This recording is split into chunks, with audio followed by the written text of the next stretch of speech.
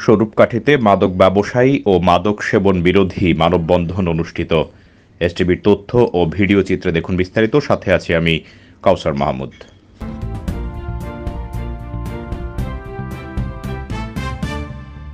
আসুন মাদক মুক্ত সমাজ গড়ি, আমরা সবাই মিলে মাদককে না বলি। এই স্লোগানকে সামনে রেখে পিরোজপুরের স্বরূপকাঠিতে মাদক ব্যবসায়ী ও মাদক সেবন বিরোধী মানববন্ধন ও র্যালি অনুষ্ঠিত হয়েছে। শনিবার 14 সেপ্টেম্বর সকালে উপজেলার মাহমুদকাঠি বাজারের সড়কের আটঘর কোরিয়ানা ইউনিয়নের সর্বস্তরের মানুষের ব্যানারে ঘণ্টাব্যাপী ওই মানববন্ধন অনুষ্ঠিত হয়।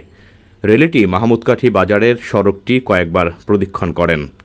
উপজেলার আটঘর কোরিয়ানা ইউনিয়নের বিএনপির আহ্বায়ক মোহাম্মদ রুহুল আমিনের সভাপতিত্বে উক্ত মানববন্ধনে বক্তব্য রাখেন স্বরূপকাঠি পৌর বিএনপির আহ্বায়ক ও সাবেক পৌর মেয়র মোহাম্মদ শফিকুল ইসলাম ফরিদ।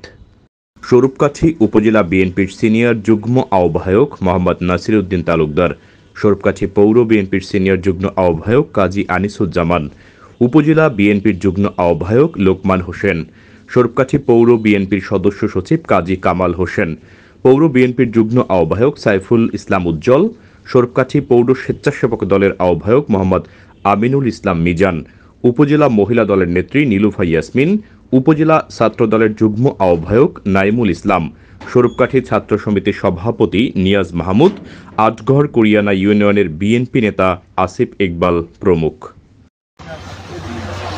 মাদকের যে ঘনঘটা ছিল, এই মাদকের ঘনঘটার জন্য দায়ী ছিল একটি স্বৈরাচার। একটি স্বৈরাচারের কারণে যাদের দ্বারা নিয়ন্ত্রিত হতো এই মাদক সেবী ও মাদক ব্যবসায়ী, আমাদের শ্রদ্ধেয় অভিভাবক, আমাদের শিক্ষকরা, আমাদের শিক্ষকদের পদে পদে বিপদগ্রস্ত করে তাদের শাসন আইনের বাইরে নিয়ে দেওয়া হয়েছে। একটি শাসক গোষ্ঠী প্রশাসনিককে তাদের নিজেদের আয়ত্তে ব্যবহার করে মাদক সেবীদের একটি সাম্রাজ্যে পরিণত করেছিল। এই মাদক সেবীরা কারা ছিল?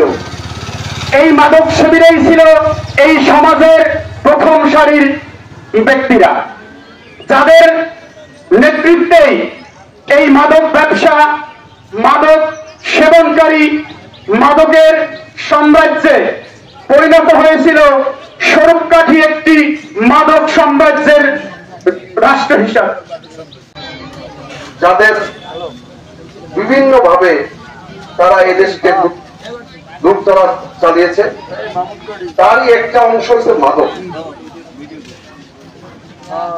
শেখ হাসিনা সহ সর্বনিম্ন যে কর্মীটি, তারাও মাদকের সাথে জড়িত এবং বাংলাদেশের মাদক সম্রাট নামে পরিচিত বডি, কক্সবাজারের বডি, যে ইয়াবা সবচেয়ে বড় ব্যবসায়ী ছিল, তার মাধ্যমে এই ব্যবসাটা পরিচালনা করে বাংলাদেশের মানুষের কাছ থেকে হাজার হাজার হাজার হাজার কোটি টাকা নিয়ে গেছে এই মাদকের ব্যবসা করে।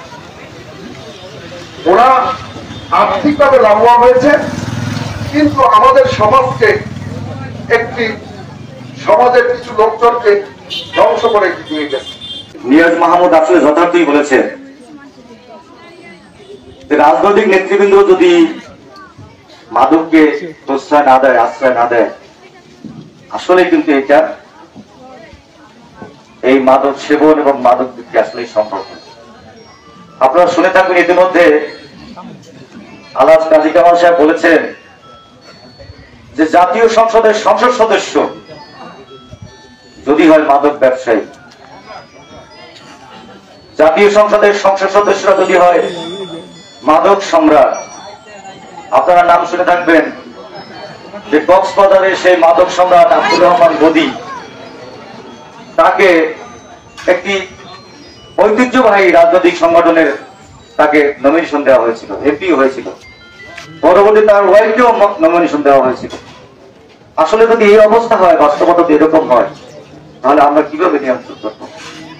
তো জায়গা তো আমাদের নেই যে আমার সন্তান কিভাবে সুরক্ষিত হবে, আমার সন্তান কিভাবে মাদক মুক্ত হবে, আমার জাতি কিভাবে মাদক মুক্ত হবে, রাষ্ট্র কিভাবে মাদক মুক্ত হবে, আমাদেরকে আসলে একটি পথ বের করতে হবে, যে পথের মধ্য দিয়ে আমরা আমাদের জাতি গঠন করব, মাদক মুক্ত রাষ্ট্র গঠন করব, আমরা মাদক মুক্ত জাতি গঠন করব। আমরা যারা বিএনপি করে, আমরা যারা বিএনপির সাথে সংশ্লিষ্ট, আমাদের মাঝে মাদক ব্যবসায়ী, মাদক সেবন আছে কিনা আমার সন্দেহ। তারপরও আমরা চেষ্টা করে যদি কোনো মাদক ব্যবসায়ী বা মাদক সেবী থাকে, আমরা সেটা সাহায্য করার জন্য আমরা চেষ্টা করে যাচ্ছি এবং তার প্রতি ব্যবস্থা গ্রহণ করব। আমরা যারা নেতৃত্ব দেই, আপনারা আমাদের সম্বন্ধে জানেন, আমরা এই সব বরদাস্ত করি না এবং কোনদিন করবো না। আমরা অপোজিশনে ছিলাম, তখনও করি নাই, এখনো ইনশাল্লাহ করবো না।